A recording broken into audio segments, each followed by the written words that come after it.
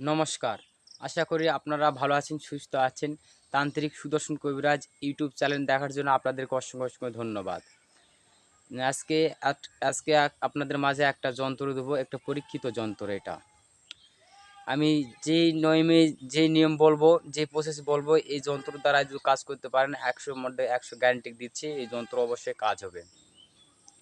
যারা কলমা বিশ্বাস করে, যারা আরবি বিশ্বাস করে অবশ্যই আরবি কলমার এগুলো দিয়ে মারাত্মকভাবে কাজ হয়। আমি এই ধরনের বিদ্যা যন্ত্র, পরীক্ষিত যন্ত্র, পরীক্ষিত কলমা মন্ত্র আপনাদের মাঝে দিব।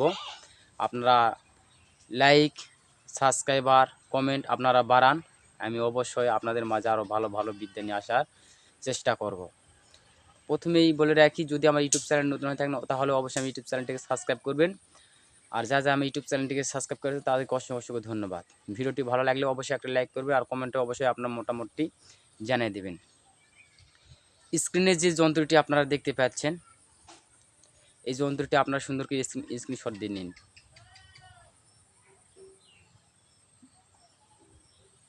আমি স্ক্রিনের মাঝে যেখানে আমি টান দিয়ে রেখেছি এই যন্ত্রের মাঝে, সেখানে ছেলের নাম, ছেলের বাবার নাম, মেয়ের নাম, মেয়ের মায়ের নাম ওখানে লিখতে হবে। তা বাদে সর্বদা যেরকম প্রসেস আছে সেরকম প্রসেসে আপনারা সুন্দর করে যন্ত্রটি লিখবেন। যন্ত্র লেখার নিয়ম, যখন চাঁদ, এই চাঁদ মরে যাওয়ার পরে যখন নতুন অমাবস্যার পরে নতুন চাঁদের উদয় হয়, নতুন চাঁদের যখন উদয় হয়, ঠিক সেই চাঁদ যখন ওঠে, সেই চাঁদের যে কোনো রবিবারের দিন আপনারা সুন্দর করে সকালে কিংবা বিকালের দিকে যে নামাজ আজান হয়, সে নামাজের কামাজ করে নিয়ে আপনারা ওই নামাজের আসনেই সুন্দর করে এই যন্ত্রটি লিখবেন। ধূপ, মোমবাতি, আগরবাতি জ্বালিয়ে আতর টাতর গায়ে দিয়ে আপনারা আল্লাহ রাসূলের নাম স্মরণ করে এই যন্ত্রটি সুন্দর করে আর্ট করবেন। ভোজ পাতায় হোক, ভোজ পাতার উপর আর্ট করবেন, কিংবা এমনি খাতা, সাদা খাতার উপর এমনিতেই এটা নাল কালি দিয়ে আর্ট করলেই হবে, কোনো অসুবিধা নেই। যদি জাফরান কালি দিয়ে করতে পারেন তাও করতে পারবেন, কিন্তু ভোজ পাতা না করলেও হবে, সমস্যা নেই।